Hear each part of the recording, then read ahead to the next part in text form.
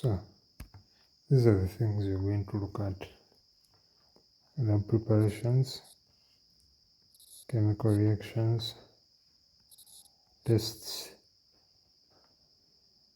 and the uses of alkynes. So for the physical properties, as I've been saying, we shall cover that part some other day. But for now, let us first cover these. And as we look at this, I'm going to begin with, straight away, I'm beginning with the first one. The first preparation is going to be preparation from vicinal dihalides. But before that, I want us to notice one thing from our studies. Whenever we are preparing these alkynes, alkanes, alkenes, alcohols, you'll realize that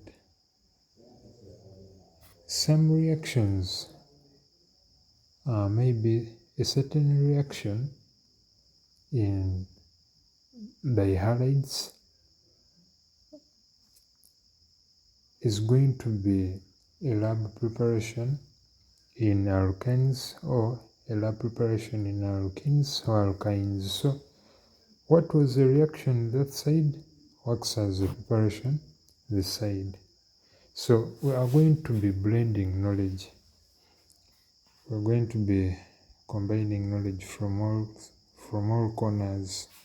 So I want us to focus on, whenever you think of preparations or when you're reading, going through your work, list down all the organic compounds or classes of organic compounds we have in organic chemistry.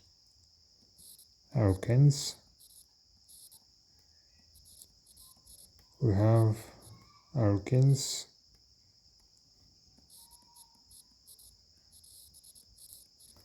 we have alkynes, we have halides or halogenal alkanes,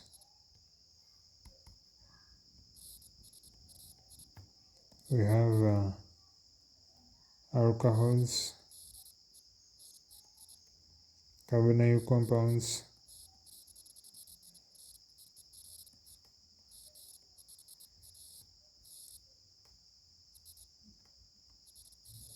we have carboxylic acids,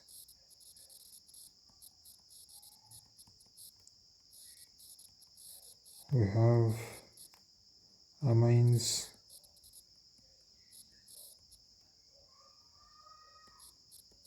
we have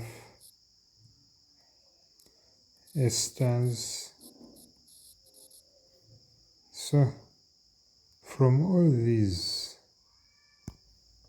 from all that I've listed here, you have to find, you'll identify reactions that are falling in each of these ones. So some reactions that are within these alkanes or within the alkenes or the halogen alkanes are going to be used as synthesis reactions under alkynes. So we shall identify this as we move. And moreover, our first reaction here, or our first preparation number one, is going to be from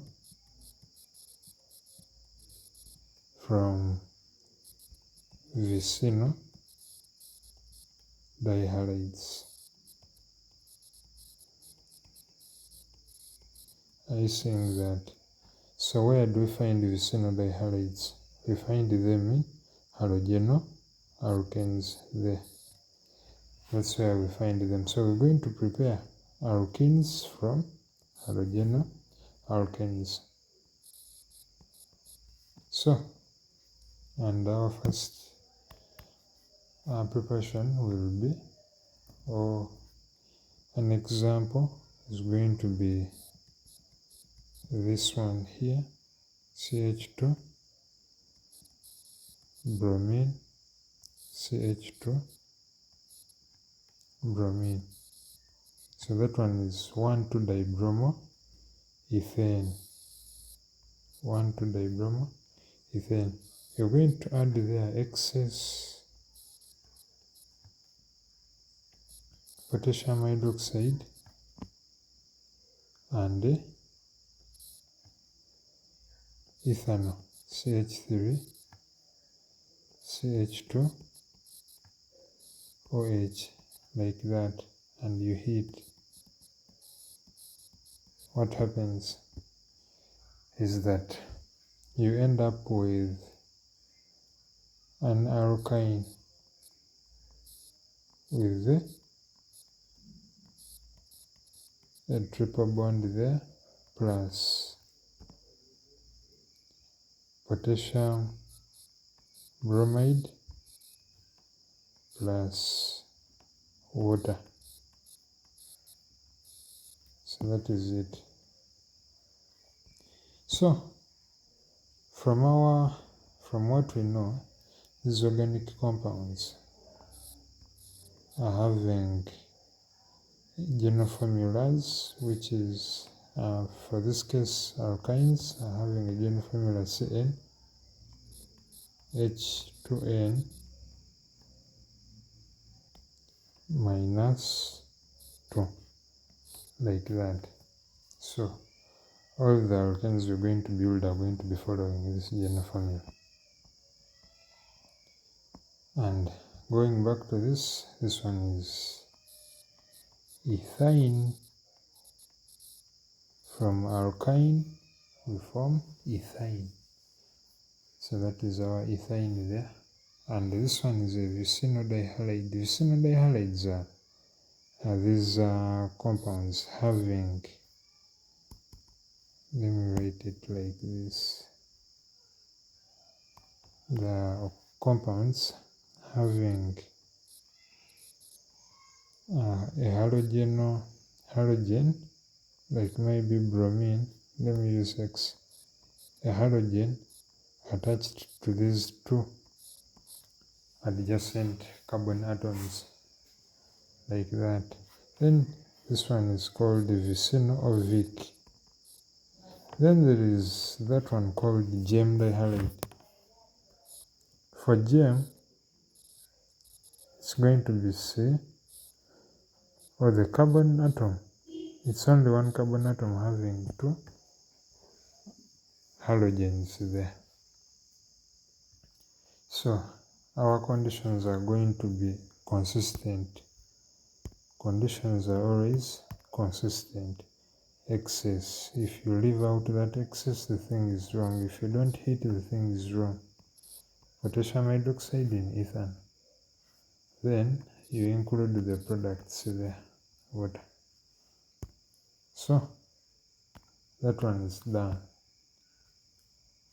Then we move on to another preparation, or maybe the mechanism. Yeah, the mechanism.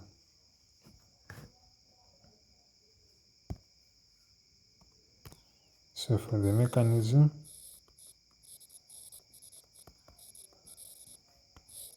it's going to be the first reaction to occur is the reaction going to take place between the potassium hydroxide and the alcohol, CH3, CH2, OH, and what you're going to form is going to be CH3, CH2 or potassium there, and the negative positive there, plus water.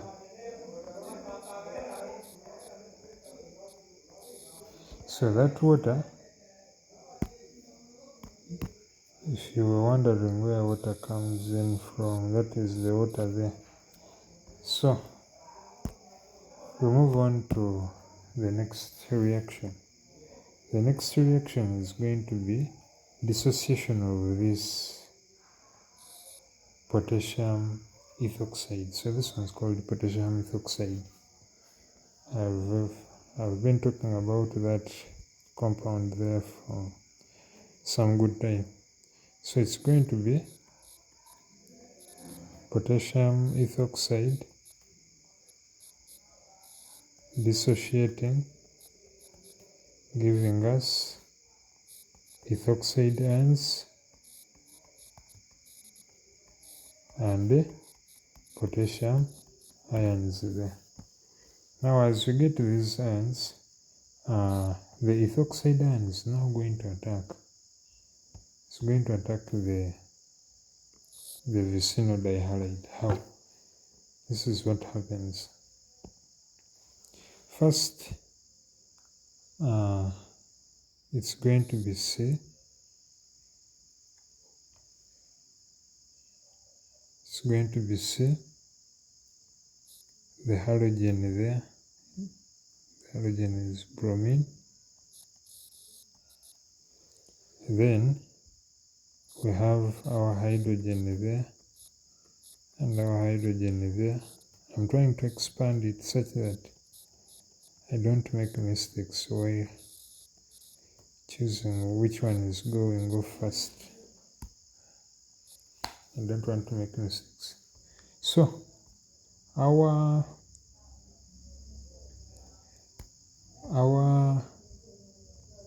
ethoxide ion, that one, is going to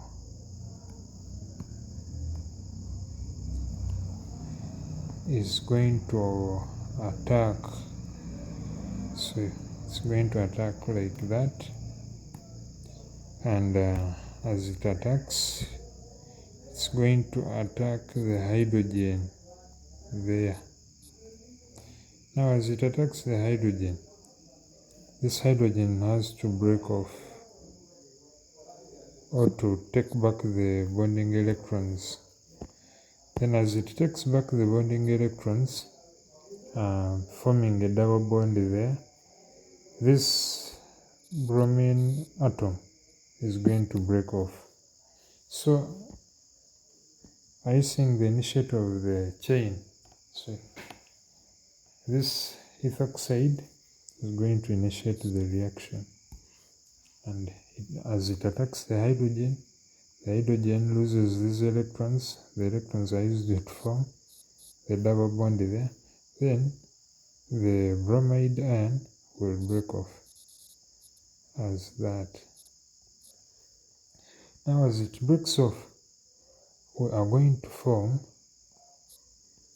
hydrogen there, carbon, hydrogen, double bond, bromine,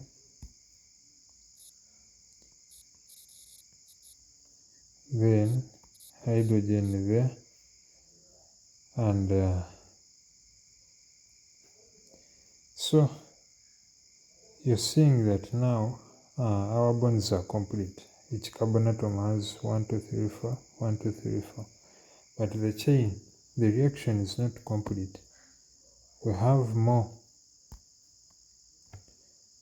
We have more of the halogen-alkane attacking, and as it attacks, it's going to use these electrons to, let me structure it like this.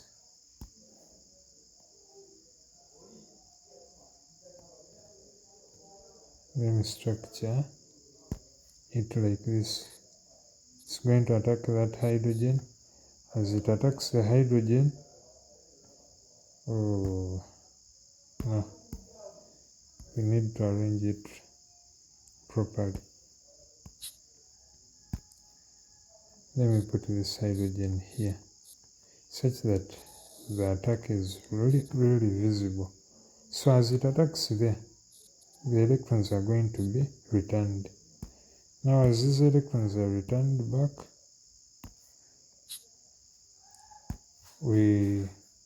it induces this halogen to break off. Now as the halogen breaks off, we form, you have to indicate loss of the halogen. We're going to form CH triple bond CH, like that. So that is it.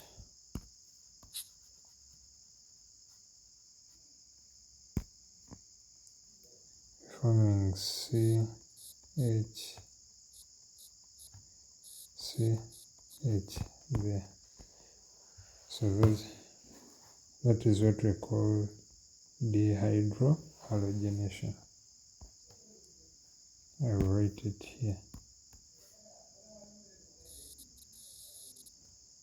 Dehydrohalogenation,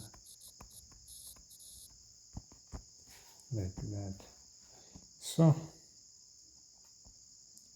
we move on to something else. After knowing the mechanism of the reaction, everything is sorted there. So I'm moving on to the next one, which is our B. This one was the first one from vicinodihalide, and the second one is going to be my number 2. Should I call it A? Yeah, I'll call it A, and this one I call it B. So this one is going to be preparation from the reaction of sodium acetylides with primary alkyl halides, and usually I call this one chain elongation.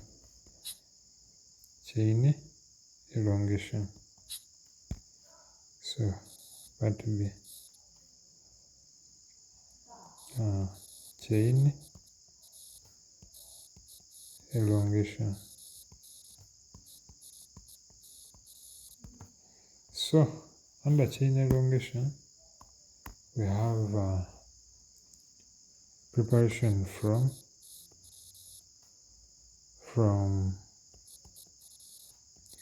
the reaction of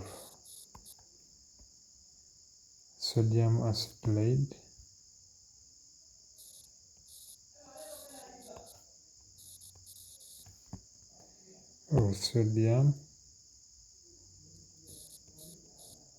acetylide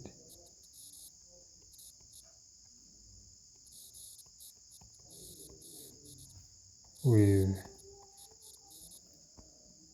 primary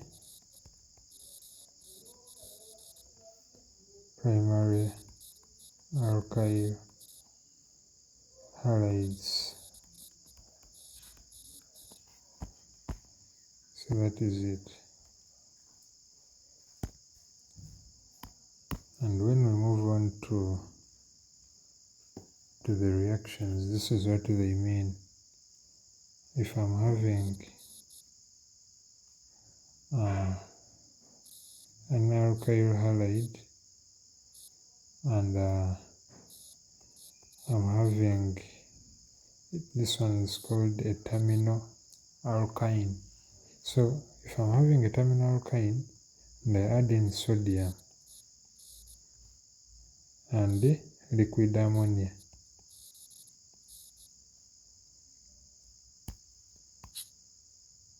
Maybe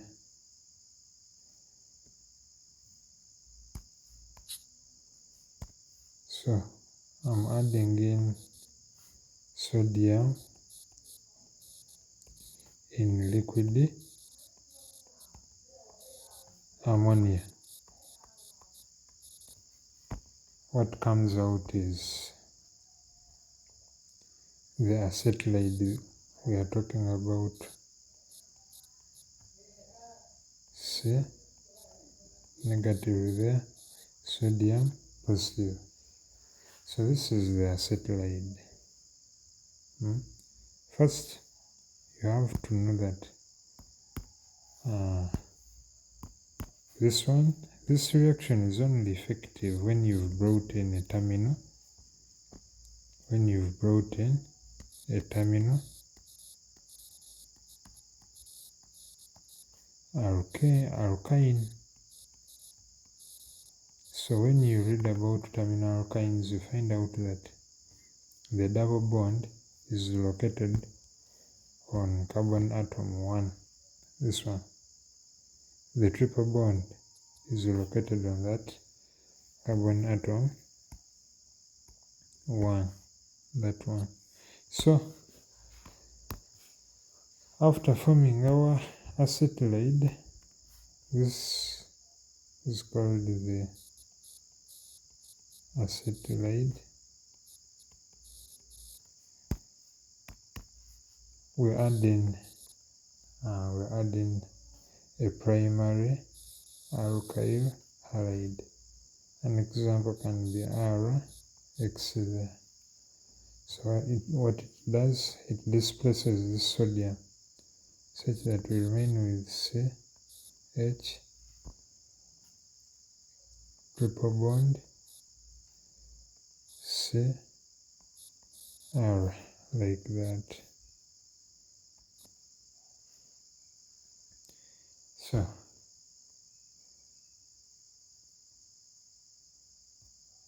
an example, let us use the simplest. Let us use the simplest alkyne. This one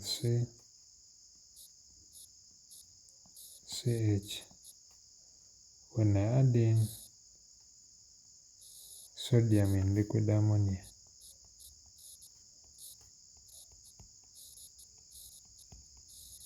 sodium and liquid ammonia, I form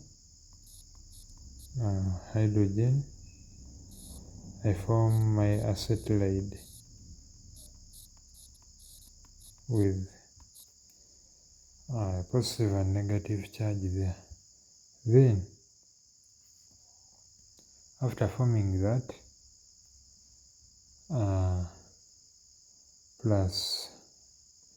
after forming this, then I add in a halogen alkane, which is maybe bromomethane, and it gives me H triple bond C. Now, for this case, this is my alkyl group.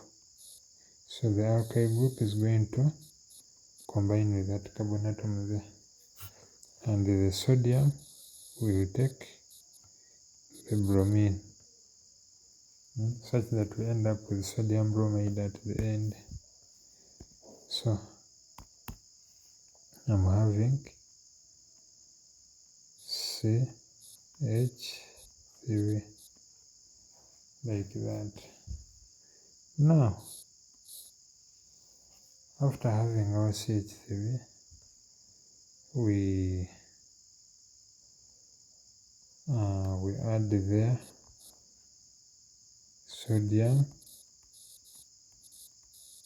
sodium bromide in that case. So the This is the mechanism. We have this sodium in liquid ammonia is going to attack the terminal alkyne in this form. So the alkyne is going to be attacked by sodium, forming the acetylide,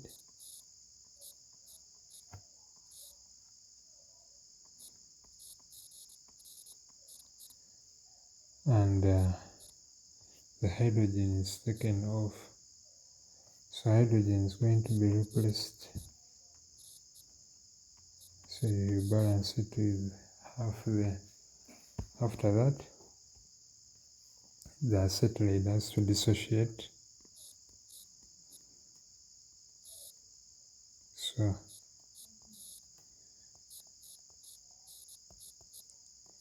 the acetylide dissociates into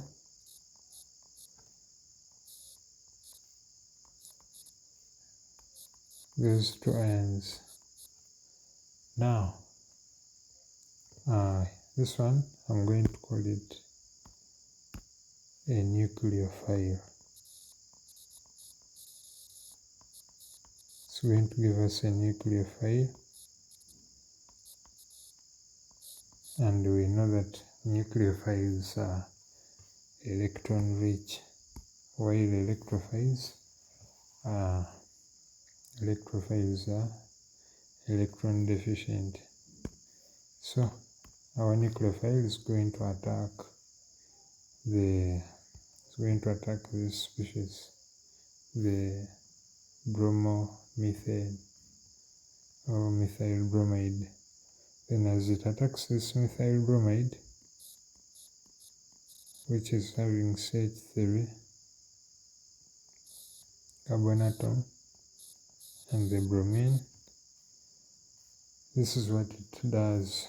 Remember, this bromine is highly electronegative compared to carbon. So it induces a negative charge on itself as it makes the carbon atom partially positive. Why?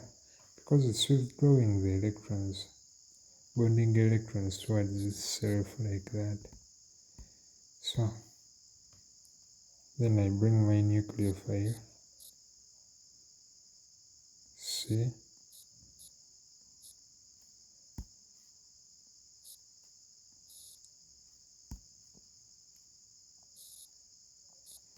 and it attacks this.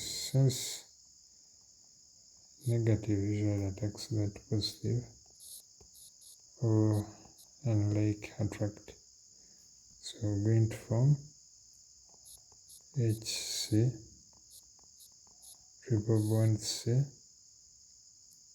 then C, H3, like that. Then this bromine is going to break off, and you indicate loss of bromine there. Now, the bromine that has been lost, or the bromide ion, and the sodium ion. So this sodium ion are going to react and form sodium bromide. So this is the mechanism. That one is the mechanism there. So after that mechanism, I move on to part C. I'm moving on to C, which is dehalogenation of tetrahalides. So from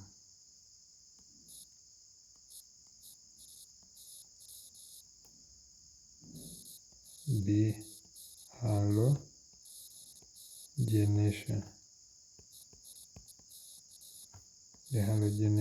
of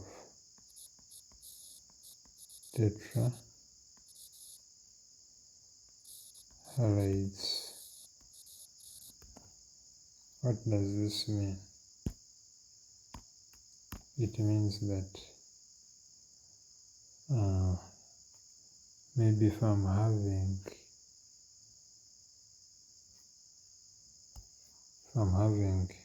maybe R carbon there and the halogen, carbon, halogen, then I'm having another arrow there, alkyl group. I'm going to treat this with zinc, and it gives me RC,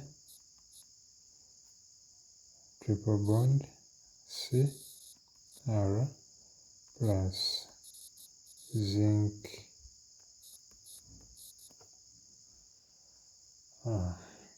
plus either zinc bromide, zinc chloride, or zinc iodide. So that is it. If you balance with it to there.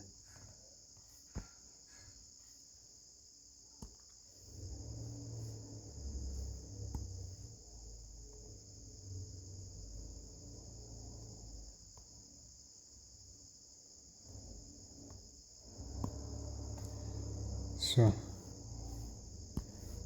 this is what we form with that.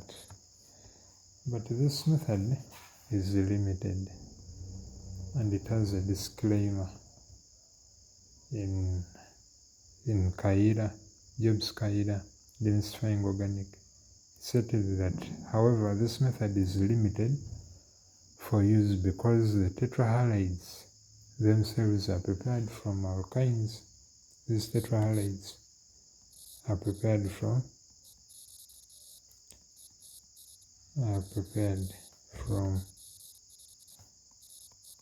alkynes.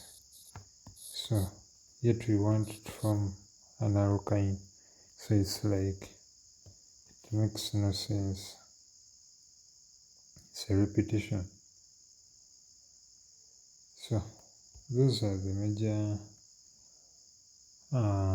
preparations we have. Chain elongation from vicinodihalide.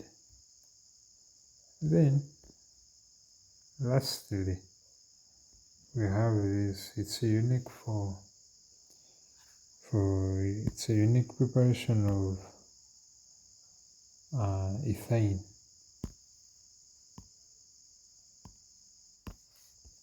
So it's D, I would say. This one is special.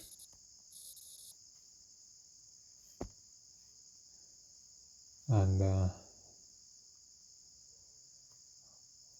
maybe we call it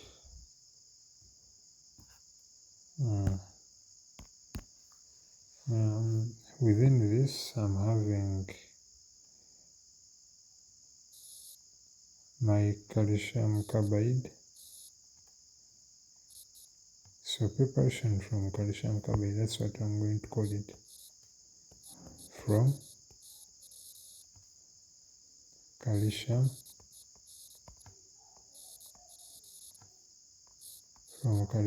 carbide. And if I'm having my calcium carbide like that,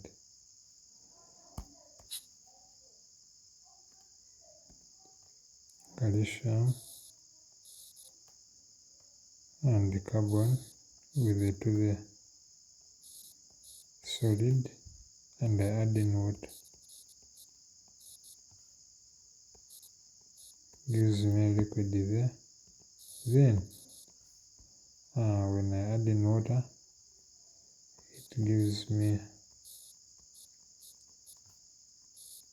ethyne plus calcium hydroxide.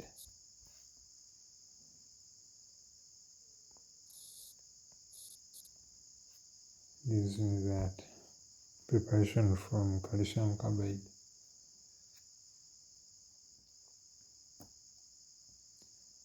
Then chemical properties.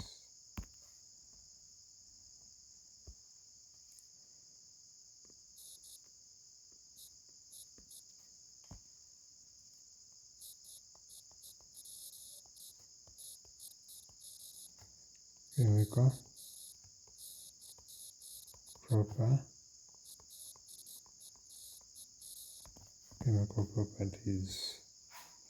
1. And these ones don't forget that here we are mainly looking at reactions. How do these ones react? Reaction 1 is hydrogenation of alkynes. We saw this in preparation of alkanes, so I'm going to call it hydrogenation of alkynes, or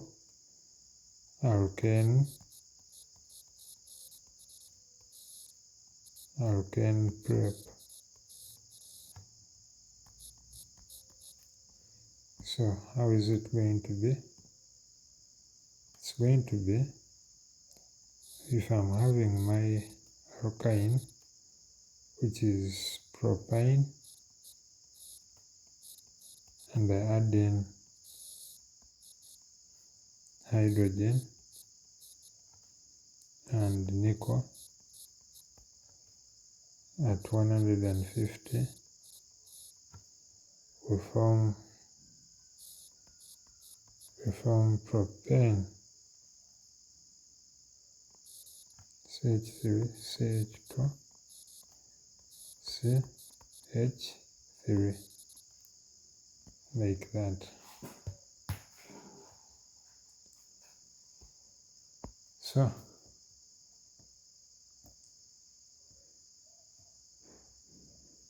the other reaction is going to be, we've seen that this one's hydrogenation, but you may say that it's complete or full hydrogenation, but there is that one that is partial, and we end up forming, this one was propane prep, so this one's going to be preparation of alkenes, alkene preparation. And how is it going to be? Under alkene preparations, we have maybe that very propane. We add in a hydrogen and the Lindlar's catalyst. So I'm going to add in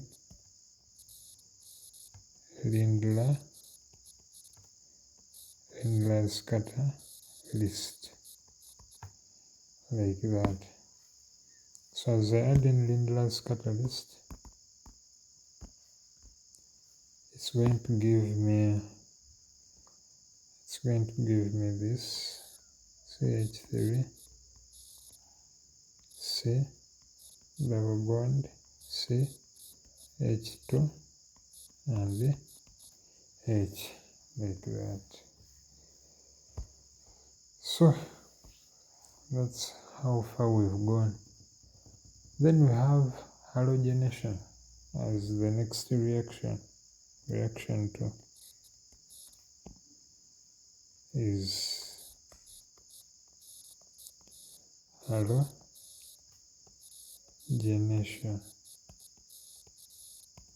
and under halogenation, an example I'm having is CH3C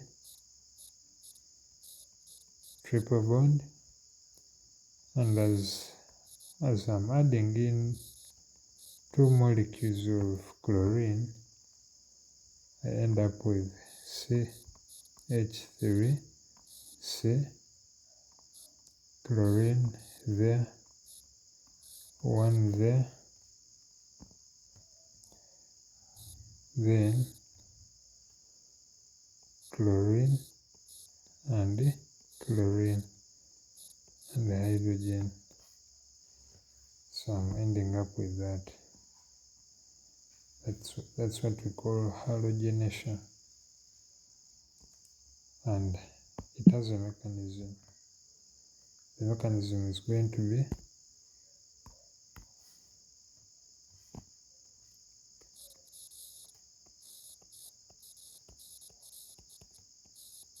so the mechanism will be, first, if you're having your alkyne and chlorine, the first chlorine molecule, remember that this one is partially negative, partially positive. So the electrons are going to attack this one that is partially positive. As they attack that, we broke off the one that is partially negative. So you indicate it also chlorine or chloride. And we end up with CH3, double bond there, CH and chlorine. Then this one gets a partial positive charge there. But remember, we have this chlorine that was disposed of. So we pick up that chlorine to participate in this attack. So the chlorine is going to attack.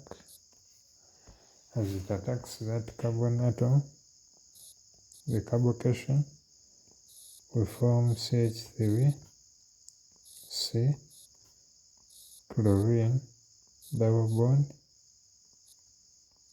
CH, chlorine there. Then remember that we have two molecules. The first molecule is used up.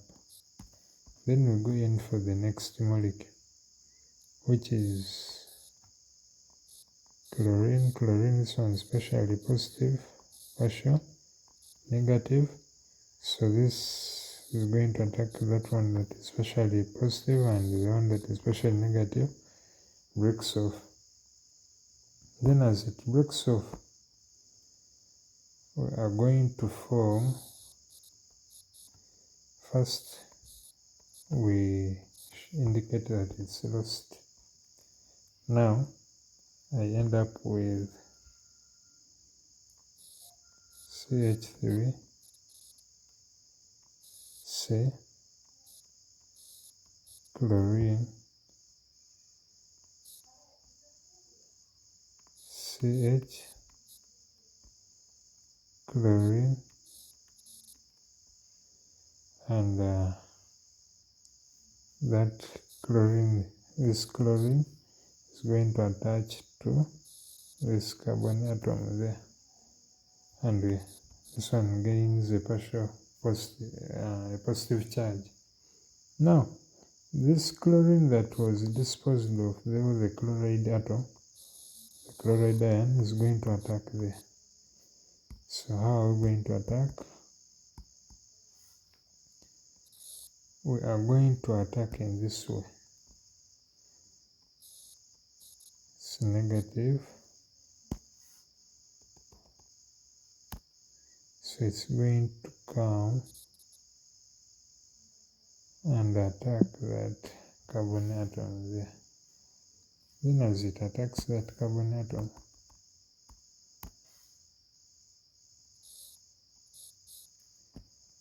we end up with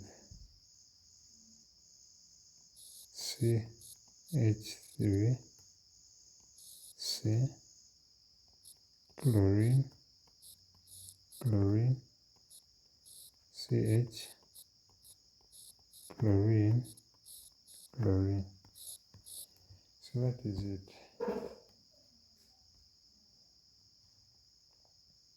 that is the mechanism for this reaction.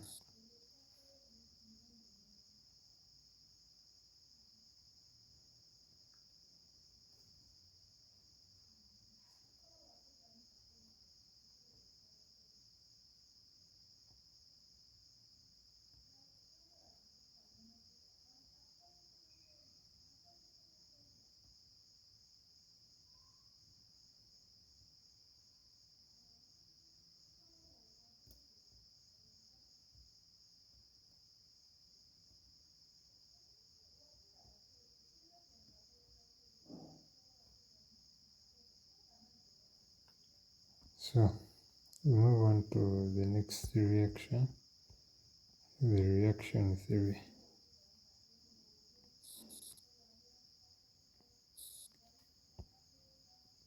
So with the reaction theory, we have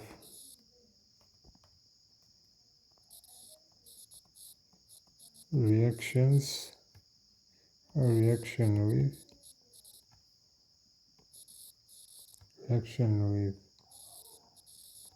hydrogen halides, hydrogen. So reaction with hydrogen halides. An example can be that. So let me go straight to our example. We have our simplest example of ethane, and this ethane, we are going to use 2 molecules of hydrogen chloride in presence of UV light.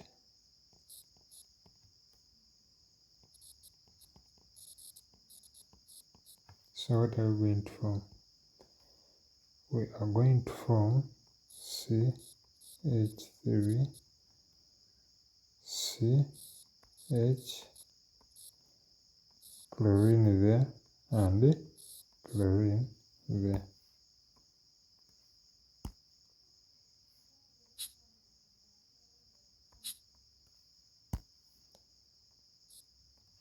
So that is it. Remember, with this kind of hydrohalogenation or reaction with hydrogen halides, we follow Markovnikov's rule. So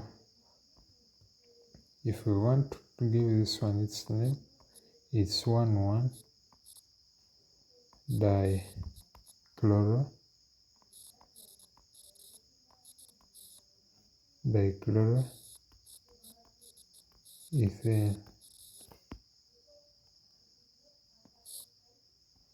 So the mechanism.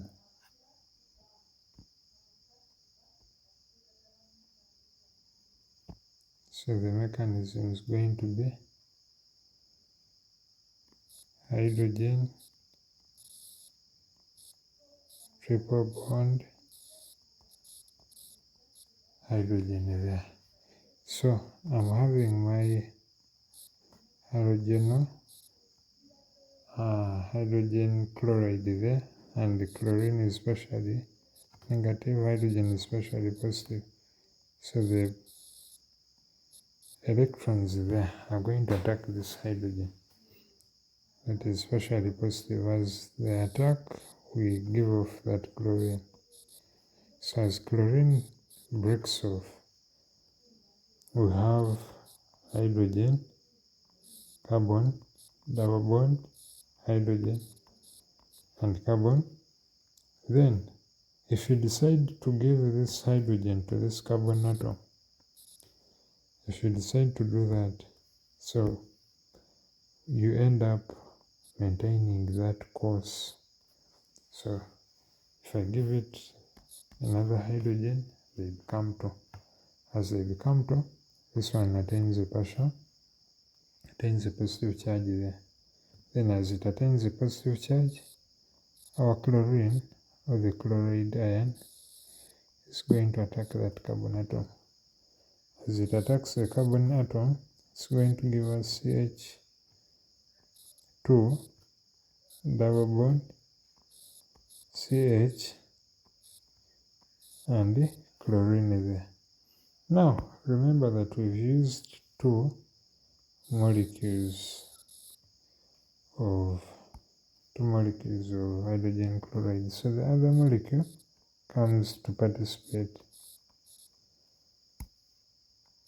As this one is partially positive, partial negative, we attack that one as we broke off chlorine there. So we end up with loss of a chloride ion and CH2. So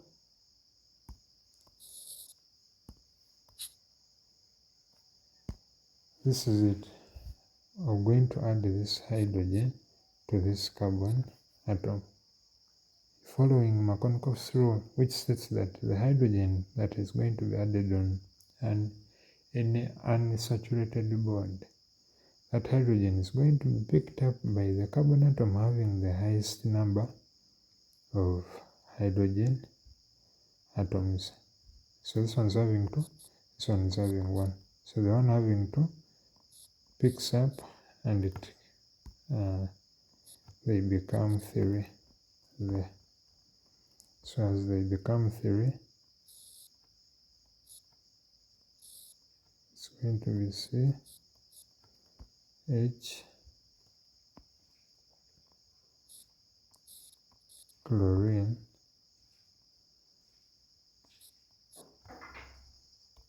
so this chlorine that had broken off is going to attack that carbon atom, and we end up with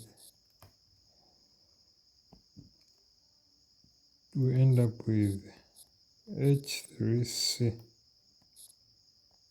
CH chlorine there. So this is it.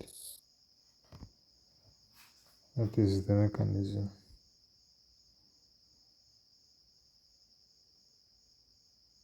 And the reaction is there. So you find out that within these alkynes, preparations there are around 3 reactions under our preparations. More reactions are here in under reactions of alkynes. That's where we find more of the reactions. So I'm going to move on to this reaction. It's a bit unique, and it's the 4th. Our 4th reaction is going to be this unique reaction here, and I'm going to call it hydration of alkynes.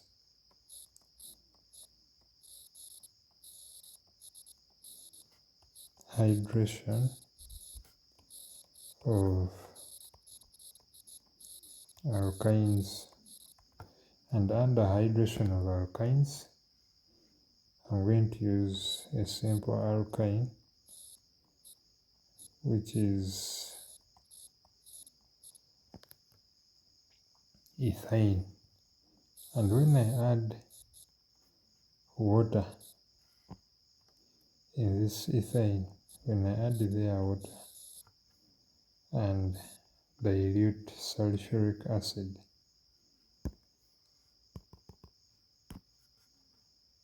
so when I add in water and dilute sulfuric acid,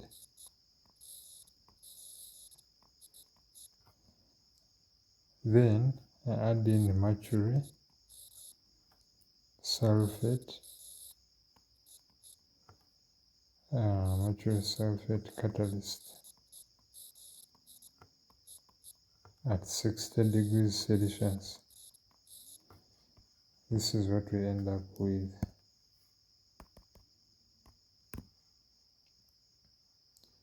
We end up with HC, double bond there, CH3, which is ethanol. Ethanol is under carbonyl compounds, so the mechanism is very unique and interesting.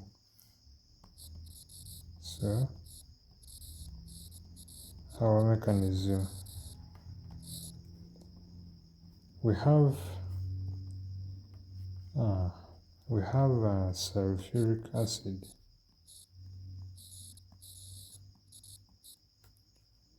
which is aqueous, dissociating, giving us hydrogen ions,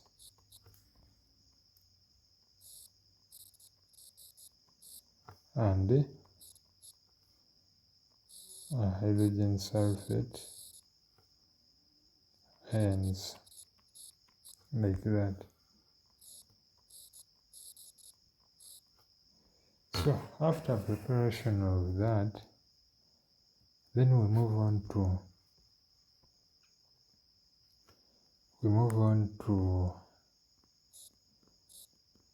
the main reactant. Move on to our main reactant, which is ethyne, and ethyne is going to attack this hydrogen,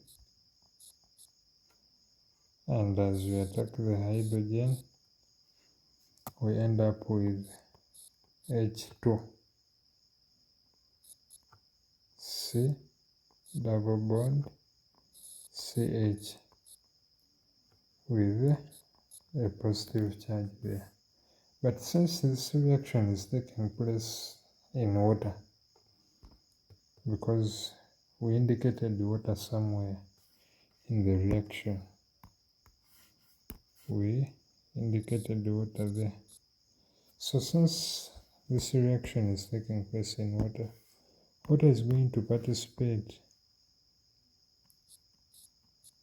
So we have our H2O having lone pairs of electrons, and between them we have an attack that is made on that carbocation. As the reaction proceeds, we have H2C double bond CH, oxygen there, hydrogen. Now oxygen is having excess bonds. It gains a positive charge. As it gains a positive charge, we neutralize this charge by disposing of a hydrogen atom. So I'm going to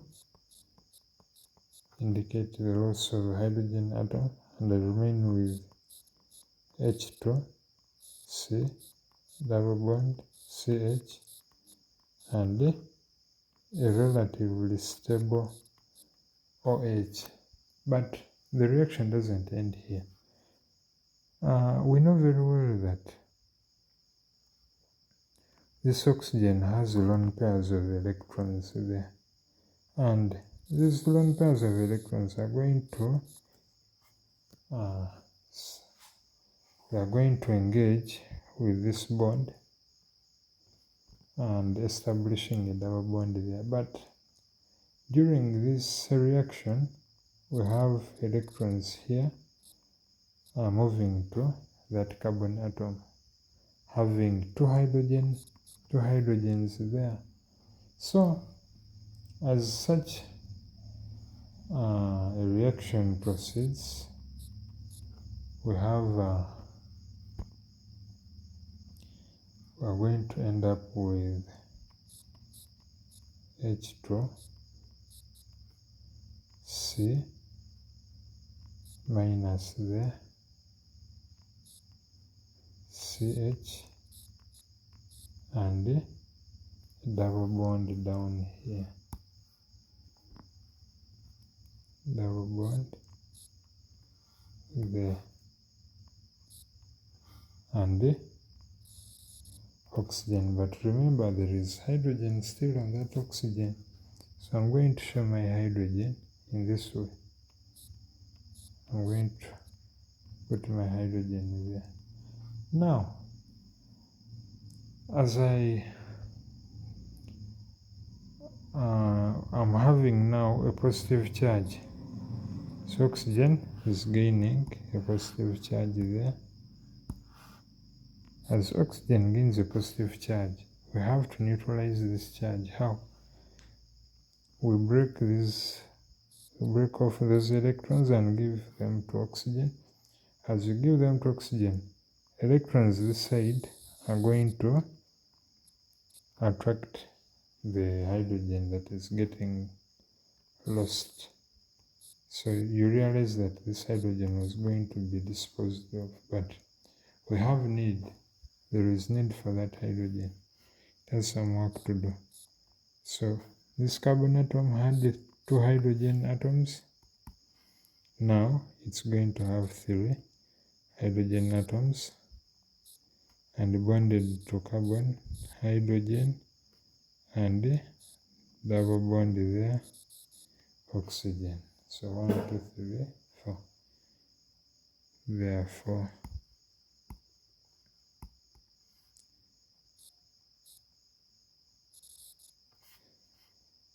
so that is it. This mechanism is really interesting. You will find it in demystifying organic. Then we have substitution reactions.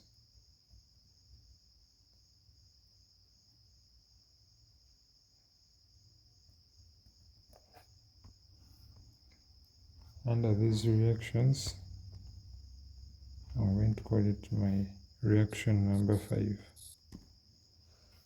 We have formation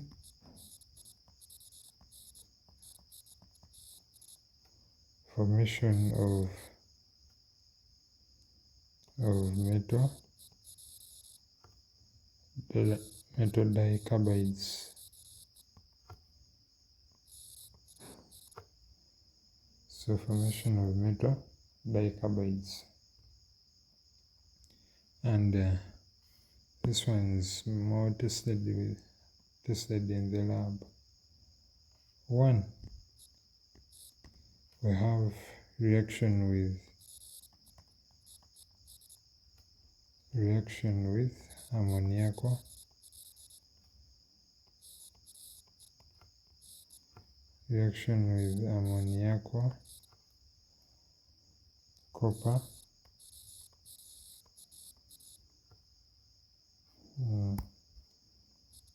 copper 1 chloride.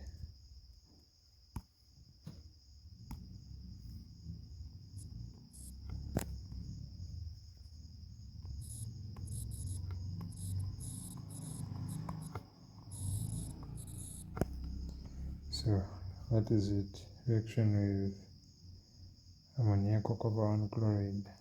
So this is it. An example,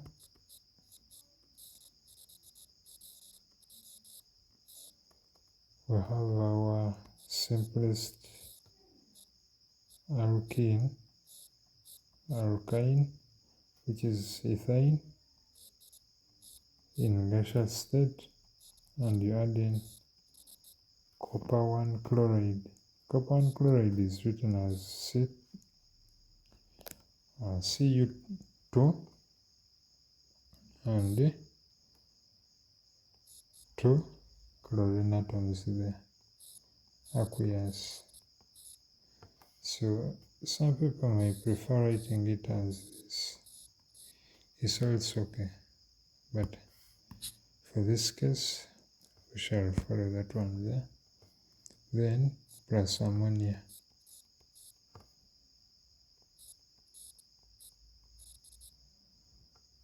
Plus ammonia, aqueous,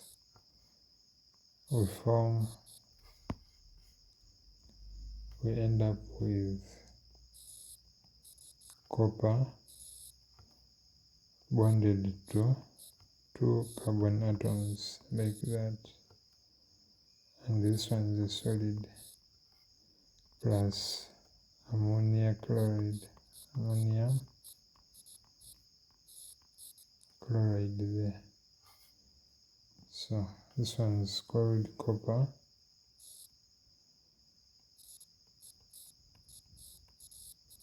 copper 1 dicarbide.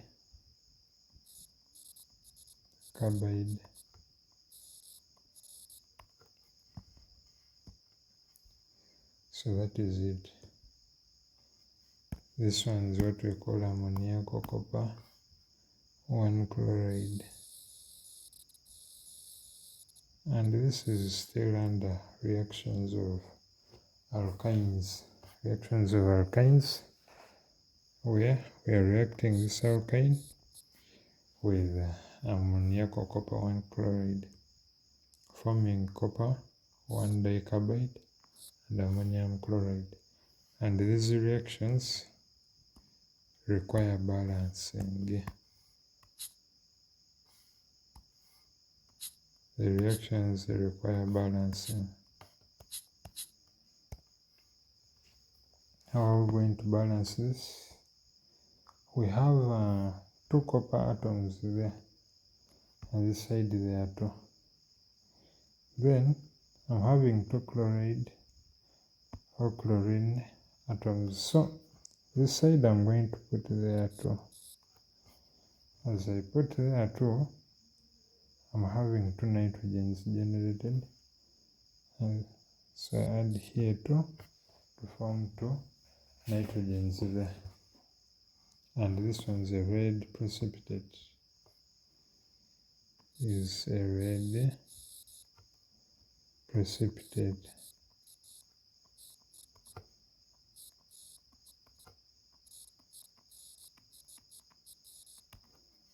So that is it. Then I'm having the other reaction, which is ammoniacal silver nitrate with reaction with ammoniacal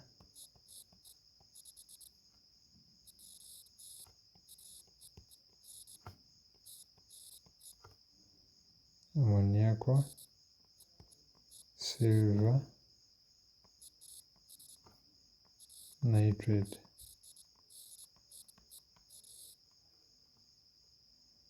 Solution. So this is the reaction. It's going to be, maybe let me use, for this time let me use a longer chain alkyne, maybe that one.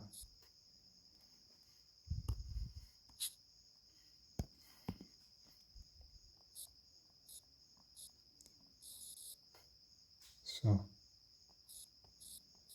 this one's a gas, and when you add in silver nitrate,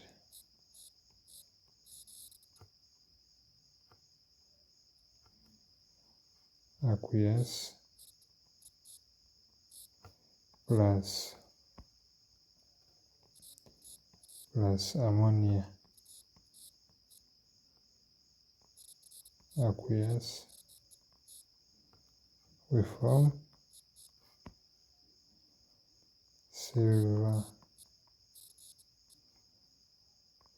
bonded to it's going to be CH3 C triple bond C, then silver attaches there, and this one is a solid, then plus ammonium nitrate plus ammonium nitrate.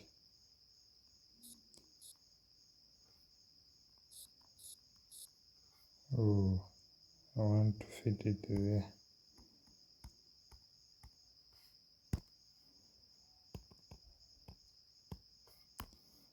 Plus ammonium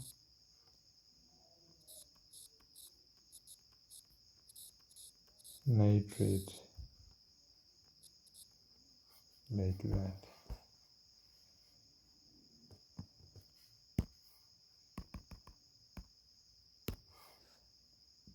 Now, well, how do we call this? Which observation do we get? For this case, we have a white precipitate.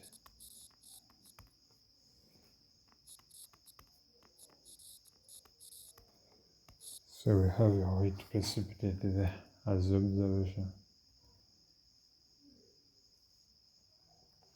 So we have to note that the two reagents that we've stated, ammoniacal silver nitrate and ammoniacal copper 1 chloride, these ones distinguish terminal alkynes from non-terminal alkynes, and also they differentiate or distinguish terminal alkynes from alkenes.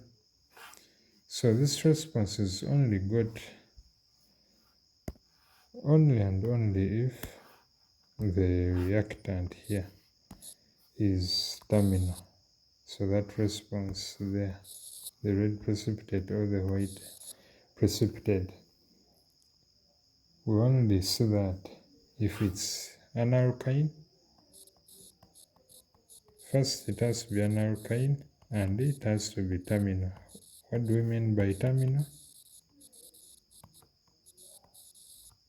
The function group is at the terminal end. The function group is at the terminal end.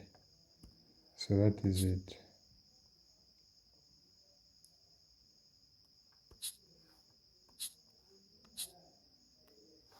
So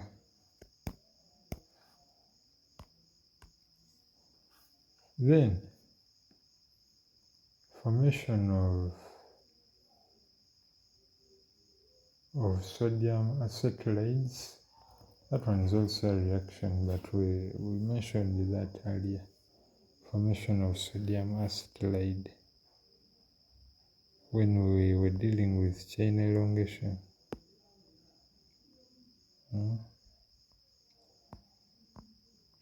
When we were talking about chain elongation, we formed sodium acetylide here. That one. So we shall not mention that again. So it's a reaction. Then what I can talk about here is formation of benzene. Formation of benzene. So this one was reaction 5, so I'm going to reaction 6 and I'm going to call it benzene formation.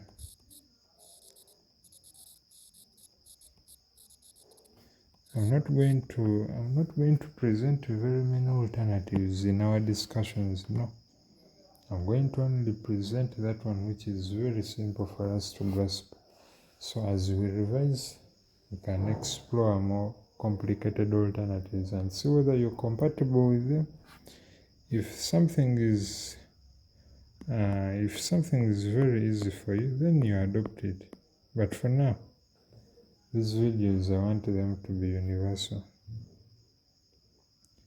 So, under formation of benzene, I'm having our ethyne. It's only ethyne that can form benzene directly using the reagents below: iron or copper. So you can use iron or copper, but the temperature is 600 degrees Celsius. And what do we get? We get benzene.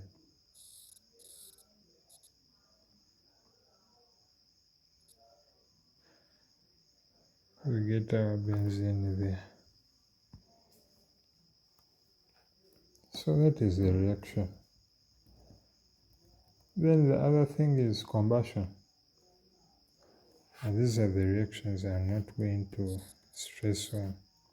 Just know that combustion exists, and you look at that reaction, see how it balances. Then test for unsaturation of alkynes. I talked about this in alkenes.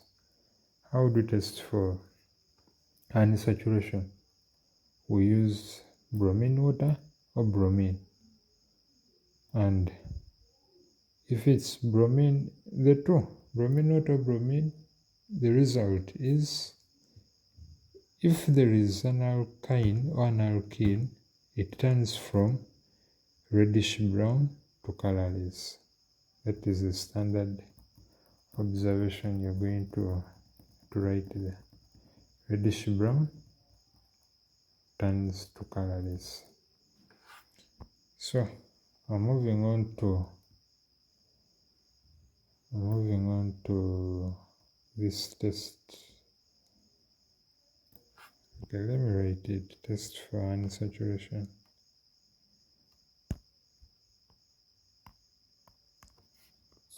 Test for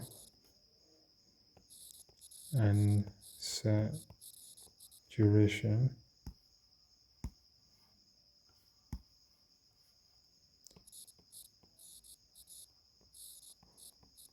Test for unsaturation of alkynes.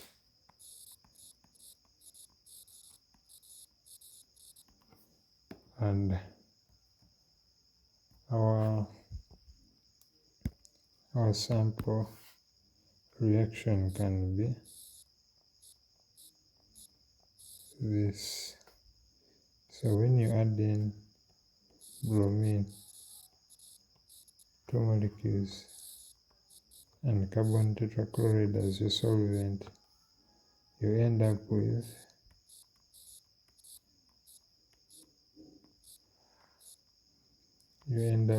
bromine there, bromine, and bromine. So this is the observation is going to be the reddish brown solution turns colorless.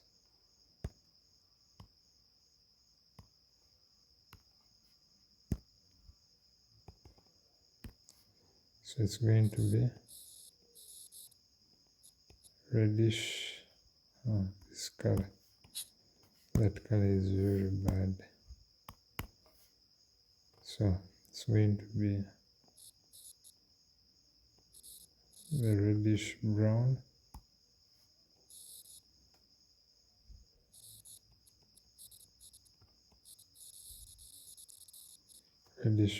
solution turning to colorless solution. Then the other reagent. So when they tell you maybe to identify the name of the reagent, what do you state? For this case, you will state it this way: bromine in tetrachloromethane. So this is the reagent, though it looks like a sentence. It's the reagent, and when you move to the other one, is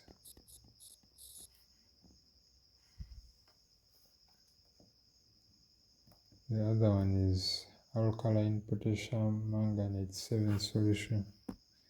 Is also used to test for unsaturation in alkynes. Alkaline potassium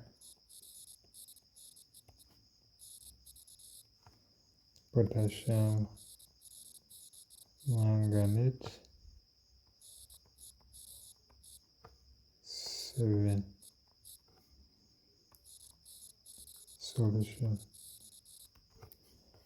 and the reaction is going to be, if I'm having my alkyne, whether terminal or non-terminal, as long as I put in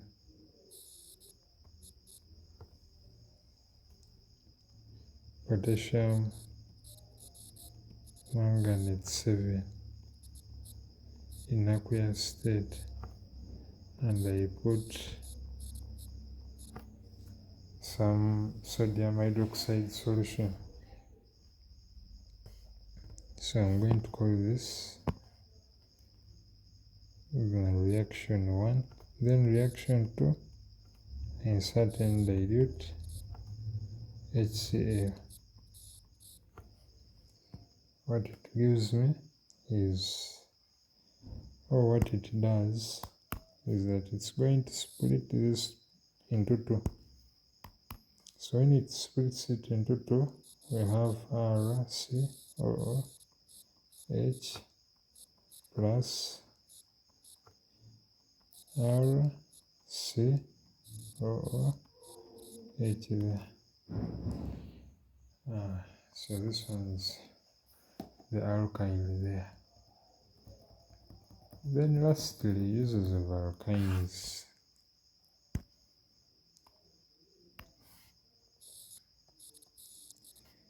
Uses of alkynes. We have 1. These alkynes are used in manufacture of benzene, as we saw from ethane. They are used in the manufacture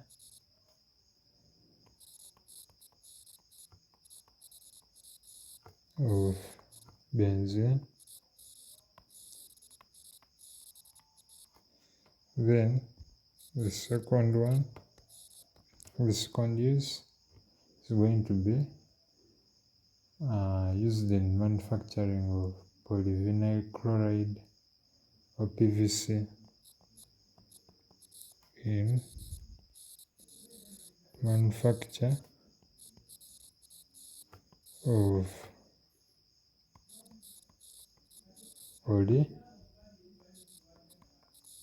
polyvinyl chloride. Then the third, they are used in making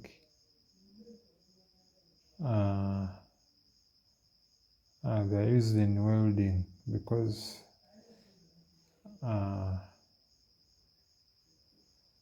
they burn with an extremely hot flame, so they're used in welding. Why? They burn with an extremely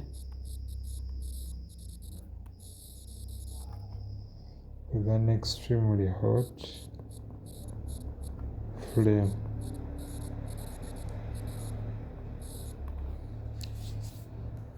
So that is the end of these alkenes. So that is the end of phase 1. So this is what we have so far. And these are our notes handwritten.